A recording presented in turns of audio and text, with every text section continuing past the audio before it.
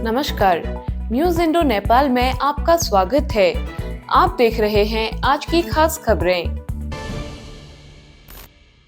कांग्रेस विधायक मयूख मेहर के नेतृत्व में कार्यकर्ताओं ने आज डीएम रीना जोशी से मुलाकात कर सार्वजनिक नलों को बंद करने के निर्णय को वापस लेने और सड़क दुर्घटना में घायल छलियाओं के परिवारों को आर्थिक सहायता देने की मांग की।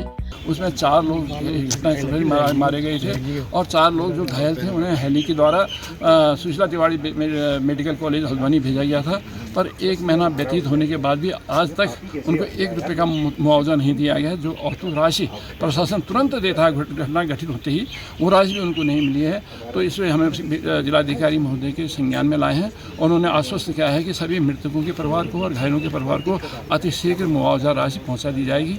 दूसरा बिंदु, जो पेयजल की समस्या, भीषण समस्या यहाँ पिथौरागढ़ में चल रही है, उसमें जो एक बिंदु है कि जो स्टैंड पोस्ट जल संस्थान सब काट रहा है और जो स्टैंड पोस्ट स्थापित किए गए थे वो पूर्व विधायक जी के सौजन्य से भी थे और आज कुछ पोस्ट हमने भी स्टैंड पोस्ट हमने भी लगवाए थे, पर आज विधायक जी से दिए गए स्टैंड पोस्टों को भी जल संस्थान हटा रहा है।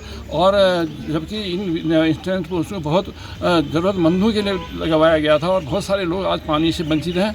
एक और सरकार कहती है कि हम 80 करोड़ लोगों को 5 किलो राशन दे रहे हैं, उन्हें मुफ्त अनाज दे रहे हैं, पर आज वो सरकार मुफ्त में पानी क्यों नहीं दे रही, उनके पानी को छीन लिया जा रहा है। तो ये एक बहुत बड़ा विरोधाभास है और सरकार को चाहिए कि अनाज तो दे रहे हैं, हम मानते हैं, पर पानी भी मुफ्त में जो स्टैंड पोस्ट के माध्यम से दिया जा रहा है उसे सुचारू किया जाए। उन्होंने जिलाधिकारी रीना जोशी से दिल्ली से पिथौरागढ़ के लिए 42 सीटर विमान सेवा शुरू होने संबंधी जानकारी ली।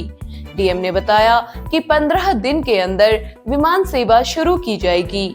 वहां यूथ कांग्रेस के राष्ट्रीय सचिव ऋषेंद्र मेहर सहित कांग्रेस कार्यकर्ता मौजूद रहे। बेरीनाग विकासखंड भंडारी गांव रायागढ़ क्षेत्र के प्राइमरी विद्यालय की हकीकत व पड़ताल करने गए पत्रकार गोविंद चावला के विद्यालय पहुंचने पर वहां तैनात शिक्षिका पत्रकार के साथ बदसलूकी कर डराने धमकाने के साथ ही गाली गलौज करने लगी। जब मैं उनसे पूछा कि आपके वहाँ छात्र संख्या 0 है, इसमें आप क्या हुआ, किस बारे में ये हो रहा है, तो उन्होंने डायरेक्ट पूछने लगे कि तुम कैसे आ गए अंदर, आपके पास डीएम का परमिशन है, यहाँ तो बिना परमिशन के आप कैसे घुस रहे हो अंदर, आप कौन होते हो, हमारे अधिकारी थोड़ी हो, ये है सो है, गाली गलौज में उतर आए। लंबे समय से हमने बहुत इसमें सरकार को भी और खंड शिक्षा में भी रिपोर्ट दी कि ये स्कूल बंद होने की कगार पर है और यहाँ पर 2 शिक्षिकाएं हैं जो कि पूरा सरकार से अपना सैलरी ले रही हैं, लेकिन उनका काम कुछ भी नहीं है और बच्चों को वो एडमिशन नहीं देते हैं। मेन चीज़ यहाँ पर छात्र संख्या शून्य होने का कारण ये है कि जो यहाँ पर 2 महिला शिक्षिकाएं हैं वो एडमिशन नहीं देती हैं और दूसरी बात, स्कूल का जो कंडीशन है बहुत ही जर्जर स्थिति में है, इस वजह से भी शायद वो लोग बच्चों को यहाँ पर एडमिशन नहीं देते हैं। पीड़ित पत्रकार ने जिलाधिकारी और शिक्षा मंत्री को पत्र लिखकर कार्रवाई की मांग की है। वहीं पत्रकार संगठन ने खंड शिक्षा अधिकारी को ज्ञापन सौंपकर शिक्षिका के खिलाफ कार्रवाई की मांग की है। मुख्य प्रशासनिक अधिकारी सुशीला रावत ने कहा कि मामले की जांच कर शिक्षिका के खिलाफ कार्रवाई की जाएगी। जो ये आपने अभी शिकायती अभद्रता के बारे में जो आपने यहाँ पे हमको दी है यहाँ पर खंड कार्यालय में, तो हम इसके बारे में आगे वहीं स्कूल से संज्ञान में लेते हुए और अपने आगे कार्रवाई जारी रखेंगे। वाइब्रेंट विलेज कुंजी में आयोजित एनसीसी शिविर का गुरुवार को धारचूला में रंगारंग कार्यक्रमों के साथ समापन हुआ। कुमाऊं स्काउट के कमांडिंग ऑफिसर अनिल प्रसाद ने एनसीसी कैडेट को संबोधित करते हुए कहा कि एनसीसी के माध्यम से सेवा में जाने का सुनहरा अवसर मिलता है, साथ ही व्यक्तित्व विकास में भी एनसीसी बेहद महत्वपूर्ण है। उन्होंने कैंप में आयोजित विभिन्न प्रतियोगिताओं के विजेताओं को मेडल देकर सम्मानित किया। विकासखंड मुनस्यारी के सभागार में स्पर्श स्कीम तहत वेटरन्स ब्रांच मुख्यालय उत्तर भारत एरिया बरेली की ओर से कैंप का आयोजन कर पूर्व सैनिकों और वीरांगनाओं की समस्याओं का समाधान किया गया।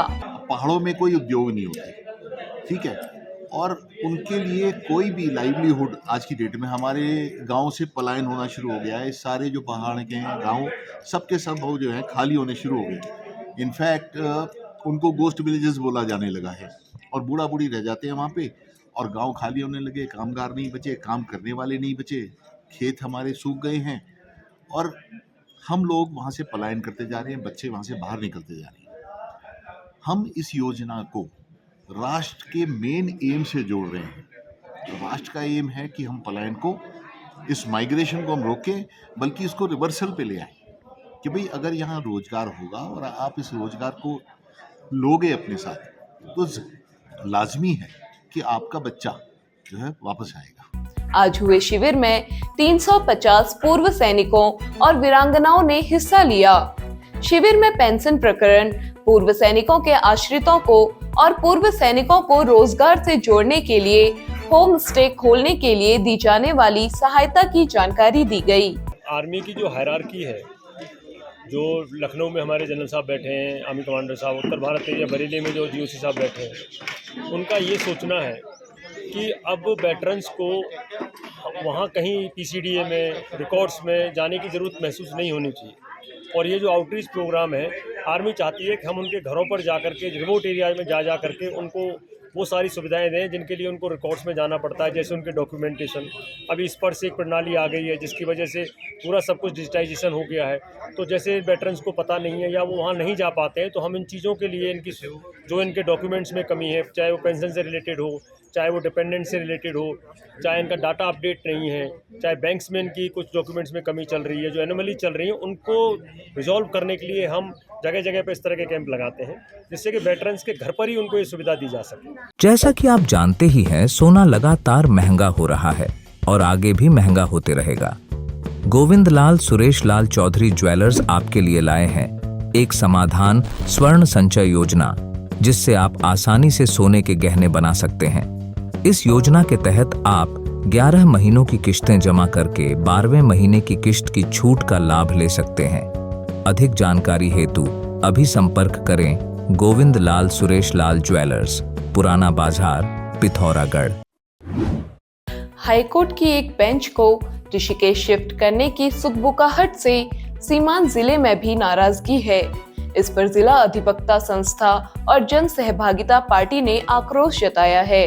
उत्तराखंड के ग्रामीण और सुदूर प्रदेश में पिथौरागढ़ भी एक स्थान है जहां पर हाईकोर्ट की एक बेंच स्थापित हो सकती है।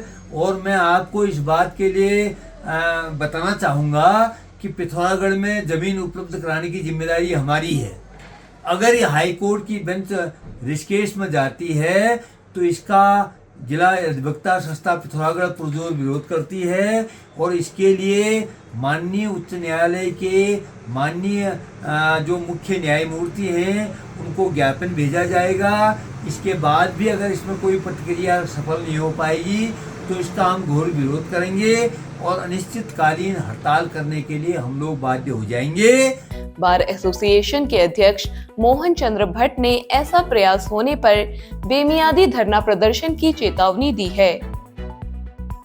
सीओ परवेज अली ने मानव तस्करी और नशे की रोकथाम के लिए होटलों की चेकिंग की। बृहस्पतिवार को सीओ ने चेकिंग अभियान चलाकर बाहरी व्यक्तियों के बारे में जानकारी ली।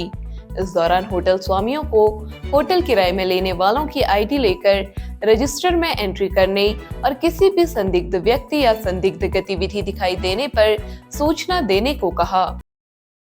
बृहस्पतिवार को LWS कन्या इंटर कॉलेज में मुख्य अतिथि हवलदार प्रसाद, विशिष्ट अतिथि पूर्व पालिका अध्यक्ष जगत सिंह खाती और प्रधानाचार्य अंजना दास द्वारा हाई स्कूल और इंटर बोर्ड परीक्षा में उत्कृष्ट प्रदर्शन करने वाली छात्राओं को सम्मानित किया गया। जिला शिक्षा अधिकारी ने शिक्षा के क्षेत्र में बेहतरीन कार्य करने पर विद्यालय की सराहना की। Manas college of science technology and management Pithoragarh में वॉक इन इंटरव्यू शुरू हो गए हैं। अंतिम तिथि 15 मई 2024 है।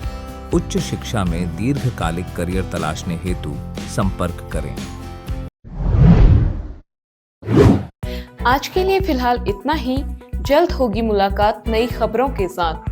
पिथौरागढ़ व उत्तराखंड की खबरों को देखने के लिए न्यूज इंडो नेपाल को सब्सक्राइब करें।